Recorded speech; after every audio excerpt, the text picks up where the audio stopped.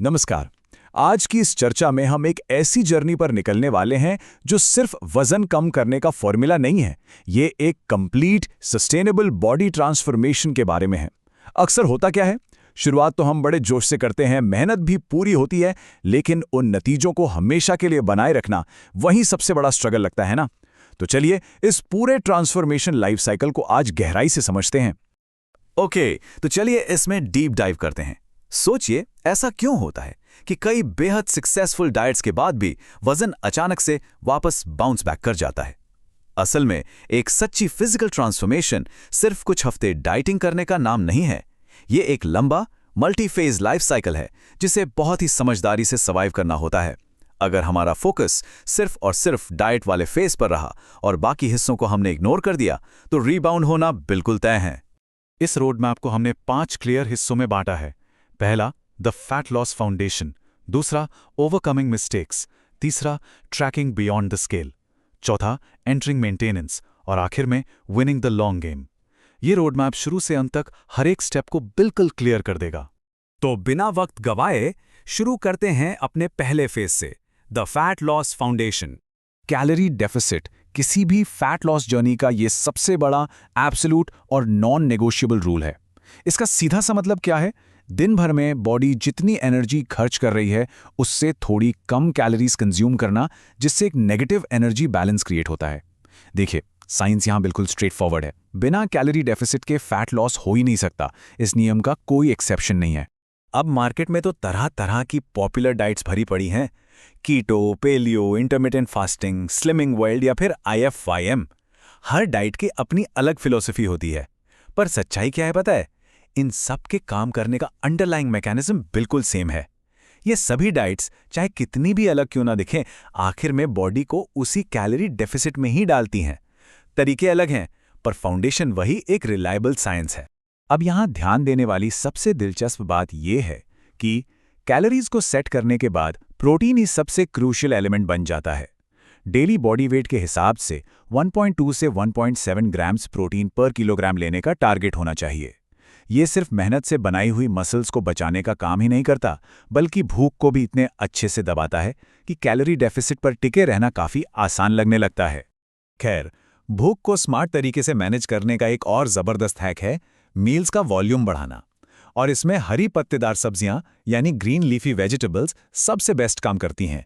इनमें कैलोरीज तो ना के बराबर होती हैं, पर ये पेट को बिल्कुल भरा हुआ महसूस कराती हैं। मतलब बिना एक्सेस कैलोरीज जोड़े हंगर को आसानी से मात दी जा सकती है। और यहाँ एंट्री होती है इन स्मार्ट स्वॉप्स की। ये सच में गेम चेंजर होते हैं। जैसे मेयोनीज के 1 चम्मच में लगभग 100 कैलोरीज होती हैं, पर अगर उसकी जगह क्वार्क का इस्तेमाल किया जाए तो सिर्फ 20 कैलोरीज। ऐसे छोटे छोटे समझदारी भरे चेंजेस से डाइट का पूरा मैथ टेंजिबल और आसान हो जाता है।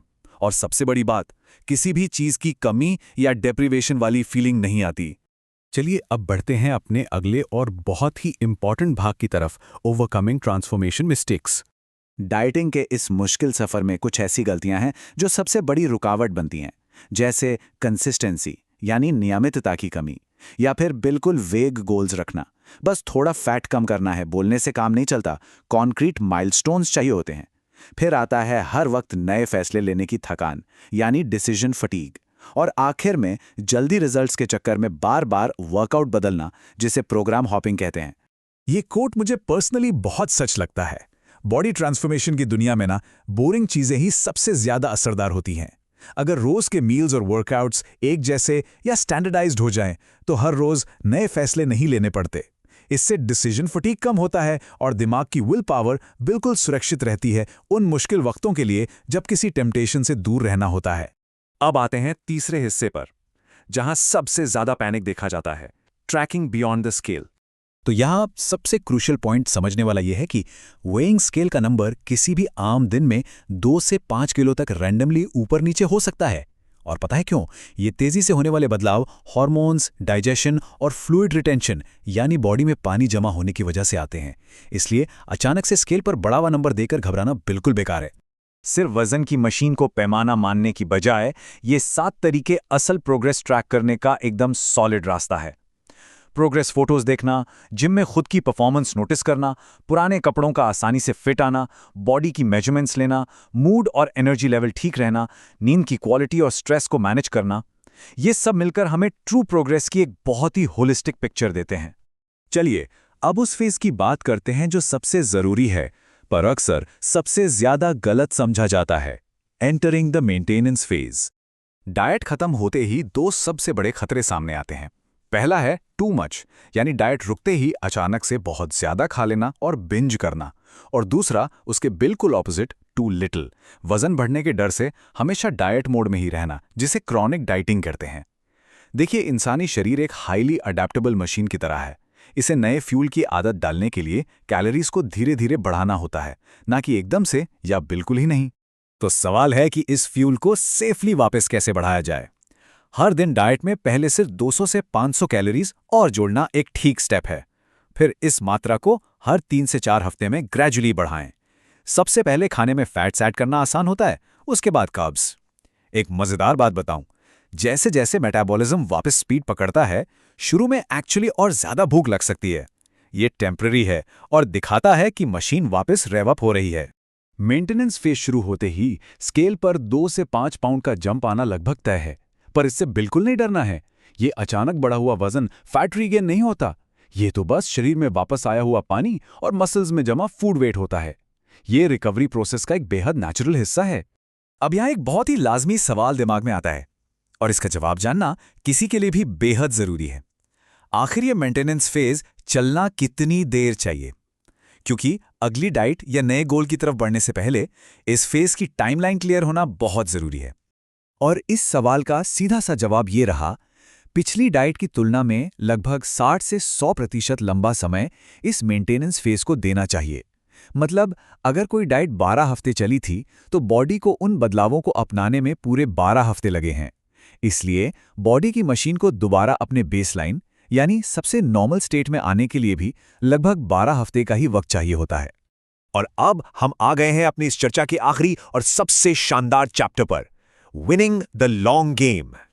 और ये स्लाइड बिल्कुल परफेक्टली इलस्ट्रेट करती है कि एक बैलेंस्ड सस्टेनेबल लाइफ दिखती कैसी है। दिन भर का 80 से 85% खाना हेल्दी और क्लीन सोर्सेस से आना चाहिए, और बाकी का 15 से 20% उसमें पसंद की कोई भी चीज एंजॉय की जा सकती है। एक बैलेंस्ड लाइफस्टाइल का सबसे बड़ा नियम ही यही है कि खाने के साथ कोई गिल्ट नहीं होना चाहिए। अगर बेसिक फाउंडेशन स्ट्रांग है, तो ट्रीट्स को बिना किसी डर के मॉडरेशन में खाया जा सकता है। जब हम मेंटेनेंस फेज में होते हैं, तो स्केल वाले गोल्स से आगे बढ़कर अपना फोकस जिम की परफॉर्मेंस पर शिफ्ट करना चाहिए। प्रोग्रेसिव ओवरलोड और लिफ्ट करने की परफेक्ट फॉर्म पर ध्यान देना एक बेहतरीन दिशा है। जिम में नई परफॉर्मेंस बढ़ाने के गोल्स इस सफर को हमेशा पर्पसफुल और एंगेजिंग बनाए रखते हैं। इस पूरी चर्चा को रैप अप करते हुए एक आखिरी और गहरा सवाल पीछे छोड़ना चाहेंगे। क्या अब इस नॉलेज के साथ उस थका देने वाले यो साइकिल को हमेशा के लिए तोड़कर इस पूरे ट्रांसफॉर्मेशन लाइफ साइकिल को मास्टर करने की शुरुआत की जा सकती है? जैसा कि हमने देखा, सही फाउंडेशन, प्रोग्रेस को ठीक से ट्रैक करना और मेंटेनेंस को उसकी इंपॉर्टेंस देना ही लॉन्ग टर्म सक्सेस का असली राज है। उम्मीद है इन स्ट्रक्चर्ड तरीकों से आगे बढ़ने की एक नई इंस्पिरेशन मिली होगी।